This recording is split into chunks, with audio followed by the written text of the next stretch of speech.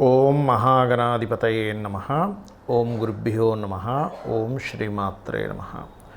పరమేశ్వర స్వరూపమైనటువంటి జ్యోతిష, వాస్తు మరి ఇతర అనేకమైనటువంటి శాస్త్రములను మనకు అందించినటువంటి మహర్షులకి నమస్కారం. హయగ్రీవ హయగ్రీవ హయగ్రీవేతి యో వదేత్తస్స నిస్సరతే వాణి జహ్నుకన్యా ప్రవాహవత్. అరుణాం కరుణాతరంగితాక్షీం ధృతపాశాంకుశపుష్పబాణచాపాం అనిమాదిభిరావృతాం మయూకైః అహమిత్యేవ విభావయే భవానీం. శ్రీమాత్రే నమః. ప్రేక్షకులకి ఆ లలితాంబిక అమ్మవారి యొక్క అనుగ్రహం పరిపూర్ణంగా కలగాలని మనస్ఫూర్తిగా కోరుకుంటూ మనం ఈరోజు చెప్పుకోబోయేటువంటిది విశ్వవసునామ సంవత్సరంలో అందరూ చాలా ఆనందంగా ఉండాలి అనేటువంటి ఉద్దేశంతో మనకి కావాల్సినటువంటివి ఏమిటి? మంచి చక్కటి ఆరోగ్యం. మొట్టమొదటిగా ఆరోగ్యం కావాలంటే ప్రతి లగ్నము లేదా లగ్నం తెలియని రాశి వాళ్ళు ఏం చేయాలి? దాని తర్వాత ధనం మూలం ఇదం జగత్ కాబట్టి ధనం అందరికీ సమృద్ధిగా ఉండాలంటే ఏం చేయాలి? అదేవిధంగా ఒక చక్కటి గృహం కానివ్వండి, ఉద్యోగం కానివ్వండి, వ్యాపార సంబంధించినటువంటి విషయాలు కానివ్వండి, వివాహం కోసం చేసే ప్రయత్నాలు సక్సెస్ అవ్వడానికి కానివ్వండి, ఈ అంశాలు ఈ విశ్వవసునామ సంవత్సరంలో ఏ దేవీ దేవతల్ని ఆరాధిస్తే బాగుంటుంది, మరియు అదేవిధంగా ఎక్కడ ఇటువంటి విషయాల్లో రాంగ్ స్టెప్ పడకుండా ఏం చేయాలి అనేటువంటి అంశాలని చెప్తుంది నేనైనప్పటికీ కూడా చెప్పిస్తుంది సాక్షాత్ లలిత అమ్మవారిగా భావిస్తూ ఒక్కొక్క లగ్నం గురించి మరియు ఒక్కొక్క రాశి గురించి మనం తెలుసుకుందాం. మీనలగ్నము, మీనరాశి. మీనం వారికి సర్వసాధారణంగా ఈ విశ్వవసునామ సంవత్సరంలో రుణరోగ శత్రు బాధలు తగ్గాలి అంటే సర్వసాధారణంగా రవి అధిపతి అవుతాడు. రవిశనులు ఇద్దరు అవుతారు. ఇక్కడ ఈ రవిశనులకు సంబంధించినటువంటి ఆరాధన అంటే ఆ గ్రహాల దగ్గర దీపారాధన కనుక చేస్తూ గౌరీదేవి యొక్క అష్టోత్తరం మీరు జీవితాంతం కనుక చేసినట్లయితే రుణ విముక్తితో పాటు మనశ్శాంతి కూడా ఉంటుంది. అన్ని విధాలా బాగుంటుంది కూడా మీకు. అలాగే మీ జాతకంలో శని రాశిలో తిరుగుతుంటాడు ప్రస్తుతం కాబట్టి ఏలినాడు శని జన్మరాశి అంటారు, జన్మంలో శని అంటారు. జన్మశని అనగానే ఏమీ కలిసి రాకూడదు అనుకోకూడదు. పనులు అవుతుంటాయి కానీ ఆలోచనలు శ్రమ అంటే ఎక్కువ ఆలోచనలు పెట్టడం, ఏమిటి ఇలా అవుతుందని శ్రమపడ్డము, శారీరక శ్రమ, మానసిక శ్రమిస్తాడు కానీ ఎక్కడా పనులు ఆపడు. ఎందుకంటే నేను చాలాసార్లు చెప్పాను, ఏలినాడు శని, అర్ధాష్టమ శని, అష్టమ శనుల్లోనే పిఎంలు, సీఎంలు చాలామంది అయ్యారు, 140 మంది ప్రెసిడెంట్లు కూడా అయ్యారని చెప్పాను. కాబట్టి ఏంటంటే దీనికి మీరు కంగారు పడద్దు. అదేవిధంగా మీకు ఫైనాన్షియల్ గ్రోత్ బాగా పెరగాలంటే ఎక్కువ నరసింహస్వామిని ఆరాధించండి, కుజగ్రహం దగ్గర దీపారాధన చేయండి. గృహప్రాప్తి కోసం తపన పడేటువంటి వారికి విష్ణు ఆరాధన మరియు గోవులకి గోంగూర తినిపించడము, అదేవిధంగా బుధగ్రహం దగ్గర దీపారాధన చేయండి. అయితే ఇక్కడ మీకు కుజుడు విశ్వవసునామ సంవత్సరంలో మొదటి 2 నెలలు కొంత ఉంటాడు కాబట్టి ఆ 2 నెలలు దాటిన తర్వాత బాగుంటుంది.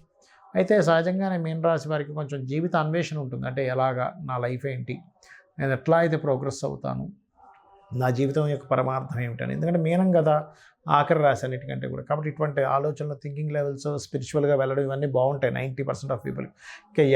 ఇంకా గురువు బాగా పాడైపోతే చెప్పలేం కానీ. అయితే మీకు వివాహ నిర్ణయాలు జూన్ తర్వాత బాగుంటాయి. ఎందుకంటే ఇప్పుడు లగ్నంలో ఉన్న రాహు, సప్తమంలో ఉండే కేతు మారుతారు. మరి వివాహ సంబంధించిన ప్రయత్నాలు బాగా సక్సెస్ అవ్వాలంటే విష్ణువుని, గణపతిని ఎక్కువ ఆరాధించండి.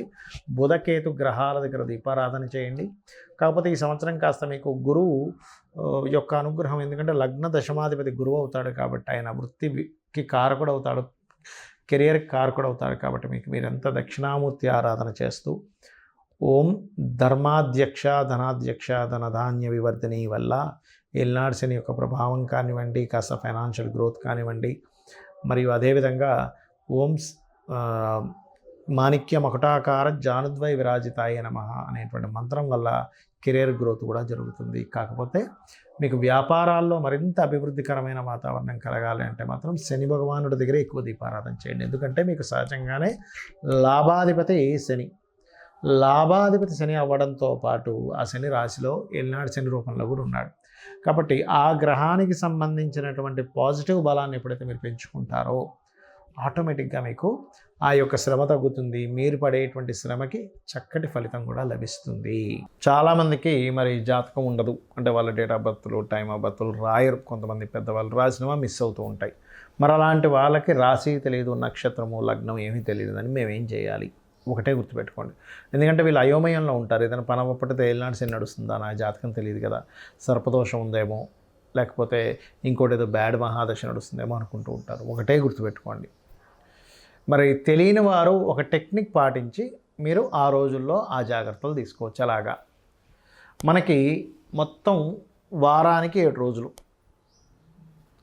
ఆ 7 రోజుల్ని 7 గ్రహాలుగా 9 గ్రహాలుగా కూడా అనువదించుకోవచ్చు. అలాగే 7-9 ఎలాగా అంటే మనకి 7 వారాలకి తీసుకుంటే ఆదివారం సూర్యుడు, సోమవారం చంద్రుడు, మంగళవారం కుజుడు, బుధవారము బుధుడు, గురువారము గురువు, అదేవిధంగా శుక్రవారానికి శుక్రుడు, శనివారానికి శని. అయిపోయాయి 7 గ్రహాలు అయిపోయి ఇంకా 2 మిగిలాయి, రాహువు కేతువు. వాటిని శనివారానికి రాహువుని, మంగళవారానికి కేతువుని తీసుకోండి. తీసుకొని మీ జీవితంలో కనుక కొంతమందికి చూడండి, పలానా రోజులే నాకు చాలా ఇబ్బందులు వస్తున్నాయండి, ఆదివారాలు అంటారు, సోమవారాలు అంటారు, శుక్రవారం నాకు కలిసి రాలేదంటారు. ఎందుకు అంటే పర్టికులర్గా మీకు జాతకం తెలియదు, కానీ మీ జన్మజాతకంలో ఆ గ్రహం బాగుండకపోయి ఉండొచ్చు. అందుకని మీరు ఏం చేస్తారు, మీకు ఏ రోజులైతే ఇబ్బందులు వస్తున్నాయో ఆ రోజులు ప్రత్యేకంగా ముఖ్యమైనటువంటి అన్ని పనులు అనట్లేదు, నిత్యం చేసే జాబులు బిజినెస్ల గురించి మాట్లాడట్లేదు, ముఖ్యమైన ఇన్సిడెంట్ అంటే ఒక అగ్రిమెంట్ రాసుకుంటాం, లేకపోతే ఒక చూడండి కొన్నిసార్లు మనం ఎవరికైనా సరే ఏదైనా అప్పు ఇవ్వడం కానీ, అప్పు తీసుకోవడం కానీ, ఒక ఇల్లు కన్స్ట్రక్షన్ కానీ, పెళ్ళి కానీ, ఒక వ్యాపారం ప్రారంభించడం కానీ, ఒక ఉద్యోగంలో జాయిన్ అవ్వడం కానీ, మీరు చిన్నప్పటి నుంచి ఒక ఆలోచన ఉంటుంది, నాకు ఎందుకో సోమవారాలు పనికి రావట్లేదండి, లేకపోతే నాకు ఎందుకో శనివారం కలిసి రాలేదండి, నాకు ఎందుకో శుక్రవారం కలిసి రాలేదండి అంటూ ఉంటారు. ఎప్పుడు నాకు ఇలా నష్టం ఆ రోజే అయిందండి అని. అలాంటివి అవాయిడ్ చేయండి, చాలా సింపుల్. ఎందుకంటే మీకు ఆ ప్లానెట్ ఆ రిజల్ట్స్ ఇస్తున్నప్పుడు ఆ రోజుల్లో ప్రారంభించడం మీకు మంచిది కాదు. ఇది బాగా అర్థం చేసుకోండి. ఇక రెండవది ఏమిటంటే ఇక్కడ వీటితో పాటు మీరు చేయవలసినటువంటిది, మీ జాతకం తెలిసినా తెలియకపోయినా మీకు పుణ్యము పెరిగి ధనప్రాప్తి కలగాలి అంటే లలితా సహస్రనామాల్లో ఓం సంపత్కరీ సమారూఢ సింధుర వ్రజసేవితాయే నమః లేదా ఓం ధర్మాధ్యక్ష ధనాధ్యక్ష ధన ధాన్య వివర్ధనీయే నమః చేయండి. అద్భుతంగా రిజల్ట్స్ వస్తాయి. అలాగే మరి ఏమండి నాకు చాలా అప్పులు ఉన్నాయండి, నా జాతకం తెలియదు, ఏ గ్రహానికి చేసుకోవాలో తెలియట్లేదు అంటే సింపుల్గా ఏమీ లేదు. బుధవారాలు బుధగ్రహానికి, కేతుగ్రహానికి, కుజగ్రహానికి దీపం పెట్టి చక్కగా మీరు రోజుకొక్క అరగంట సేపు కనీసం ఓం అపర్ణాయే నమః అని చేస్తూ ఉండండి. చేస్తూ ఉంటే మీ యొక్క లైఫ్లో నేనేమి చేస్తే ఈ అప్పు తీరుతుంది, నేను ఎట్లా ప్రోగ్రెస్ అయితే నాకు ధనాదాయం పెరిగి ఈ అప్పుని నేను తీర్చగలుగుతాను అనేటువంటి ఒక ప్లానింగ్ అనేటువంటిది మొట్టమొదటిగా అమ్మవారు మీకు ఇవ్వడం జరుగుతుంది.